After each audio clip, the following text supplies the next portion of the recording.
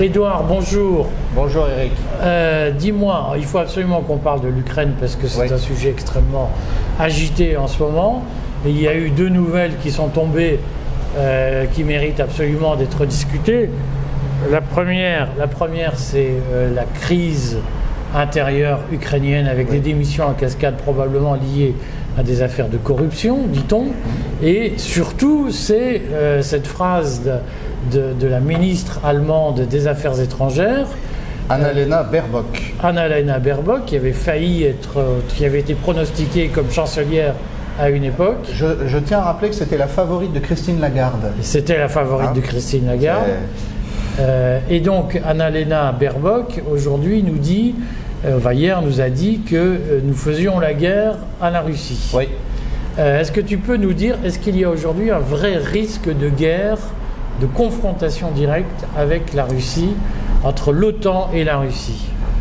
On va dire en commençant que s'il n'y a pas de guerre finalement, ça ne sera pas faux du côté de l'Occident d'avoir essayé. Moi je pense qu'il faut le présenter comme ça. Parce que je pense qu'il y a aussi une stratégie de provocation délibérée pour emmener les Russes beaucoup plus loin que ce qu'ils veulent. Eux, ils veulent une guerre limitée à l'Ukraine pour les entraîner plus loin. Si on revient aux deux affaires dont on parle, il y a d'une part la question de démission au sein du gouvernement ukrainien, la question de la livraison des chars Léopard par l'Allemagne et d'autres pays qui ont acheté des Léopards à l'Ukraine, et la déclaration belliciste d'Annalena Baerbock.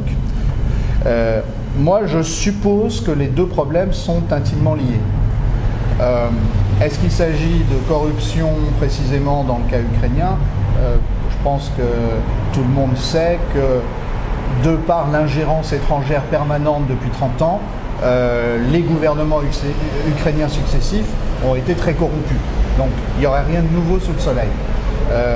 On a dit d'ailleurs que les gouvernements ukrainiens, alors il est question d'ailleurs d'une affaire d'écoulement de l'aide militaire par un des responsables ukrainiens. Donc on a dit que beaucoup d'oligarques ukrainiens écoulaient l'aide militaire qu'on accordait à l'Ukraine pour s'enrichir. Il n'est pas exclu, on a eu des bribes d'informations depuis 10 mois que certaines armes soient revendues à la Russie. Tout est possible.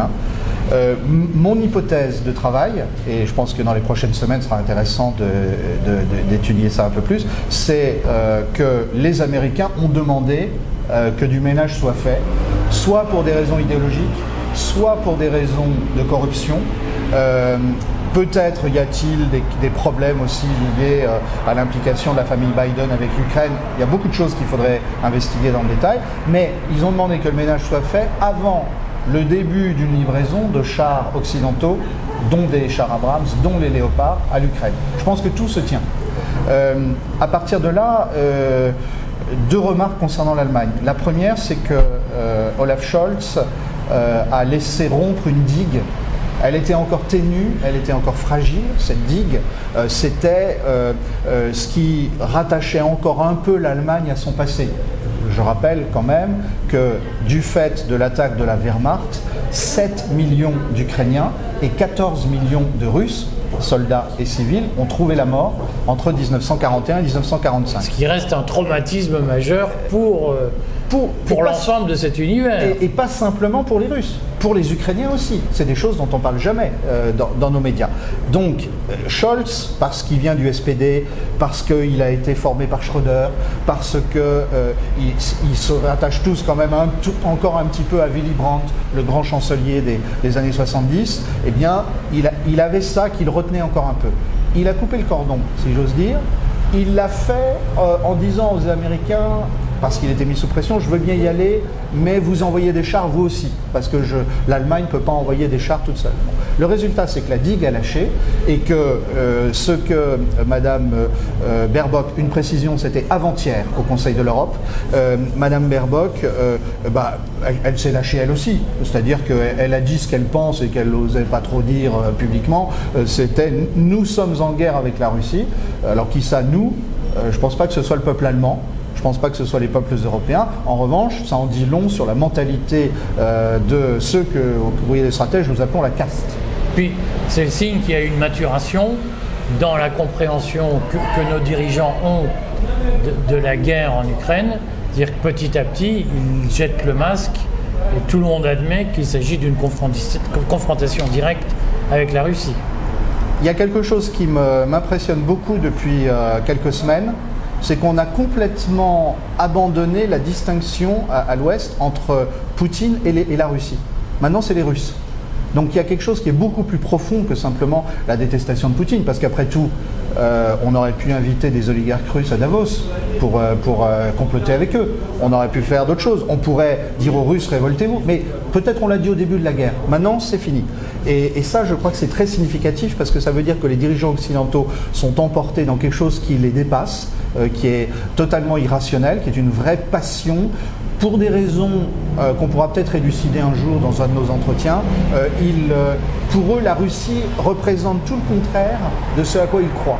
Et donc, ce sont les Russes qu'ils détestent, puisque les Russes soutiennent Poutine, et peut-être même un peu plus qu'au début de la guerre. Mais on a quelque chose donc qui est en train de basculer véritablement. Alors, une fois qu'on a dit ça, je rappelle quand même que la Russie a à peu près 12 600 chars, dont 80% pourraient être engagés tout de suite. Mais qui ne sont pas tous massés. Qui ne sont pas du tout tous massés, mais en Ukraine, si on veut faire de la surenchère, les Américains n'en ont que 6 000. On dit que pour les chars Abrams, il y a quand même un peu de révision à faire. On voudrait savoir pour les chars Leclerc ou pour les chars Léopard. Et puis, surtout, la réalité, c'est qu'on va envoyer peut-être une centaine, peut-être 150 chars. À quel délai? À quelle vitesse? Comment est-ce que les Ukrainiens vont apprendre à les piloter? Parce que jusqu'à maintenant, ils se servaient des vieux matériels du pacte de Varsovie. Donc tout ça, il y a une part de théâtre. C'est la raison pour laquelle il faut garder notre sang-froid. Mais moi, le scénario qui m'effraie le plus, si on prévoit le scénario du pire, c'est un dérapage non contrôlé. Parce que quand on a des puissances nucléaires qui ne se parlent plus, on peut avoir une erreur humaine. Parce que quand il y a des coupures d'électricité, et ça va concerner l'Europe, il peut y avoir une erreur, une panne informatique qui peut engendrer de mauvaises réactions. Donc, je pense que le conflit est maîtrisé parce que la Russie a une stratégie de conflit limitée. En revanche, nous ne sommes pas malheureusement à l'abri d'un dérapage lié à une forme d'irrationalité ou aux conséquences de coupures d'électricité, par exemple. Mais est-ce qu'il faut interpréter les demandes dont on voit qu'elles sont de plus en plus répétées et de plus en plus pressantes de Zelensky, de missiles à longue portée, d'avions, de combats? Est-ce qu'il faut interpréter ça comme le signe d'une défaite en cours de l'armée ukrainienne face à l'armée russe? Je crois que c'est Sun Tzu qui disait que la tactique sans stratégie, ça menait à la défaite. Et on voit bien qu'il y a une accumulation de demandes sans un plan de long terme, d'autant plus qu'on ne comprend pas très bien. D'un côté, l'armée ukrainienne disait avoir mis la main sur plusieurs centaines de chars russes, mais tout d'un coup, elle a besoin de plusieurs centaines de chars occidentaux. Alors peut-être, mais c'est pas très cohérent. Moi, ce que je crois, c'est qu'il y a objectivement sur le terrain ce dont nous parlions la semaine dernière, c'est-à-dire une fixation autour de Bakhmut-Artyomovsk, avec de plus en plus de troupes qui sont envoyées là. De troupes ukrainiennes qui sont envoyées là pour défendre la position, pour défendre une position. Nos médias, nos experts nous répètent que Bakhmut, c'est pas important. Visiblement pour les Ukrainiens, si. Et visiblement, les Russes, ça fait partie de leur stratégie d'attirer de plus en plus de troupes, parce que pendant ce temps, il n'y a pas d'attaque sur d'autres points du front. Une fois qu'on a dit ça, je comprends que Zelensky dit, mais une fois qu'on aura défendu Bakhmut, en admettant qu'on le tienne ou qu'on s'en retire de manière honorable tactiquement, il faudra lancer une autre offensive. C'est là qu'on a besoin des chars. Qu'en sera-t-il au printemps? Je crois que personne ne peut le dire. Et je pense que la réaction de Mme Baerbock, il faut écouter toute la phrase. Elle dit « Nous faisons la guerre à la Russie, donc ne nous faisons pas la guerre les uns aux autres ». Et ça dénote une forme de panique de la caste. Comment tu expliques, quand même pour que tout le monde, les gens se posent la question, mais pourquoi le camp occidental pousse-t-il la Russie à la faute, pousse-t-il la Russie à l'escalade militaire? C'est quoi l'objectif final de cette stratégie? Alors, je crois qu'au début c'était clair, il y avait l'idée de faire tomber Poutine. Et puis ça ne s'est pas passé comme ça. Ensuite, il y avait l'idée, rappelons-nous notre génial ministre de l'économie, qui disait nous faisons une guerre économique et financière totale à la Russie et elle s'effondrera. Ça ne s'est pas passé. Peut-être que dans 2-3 ans, l'économie russe rencontrera des problèmes, mais sur le moment, elle ne s'est pas écroulée.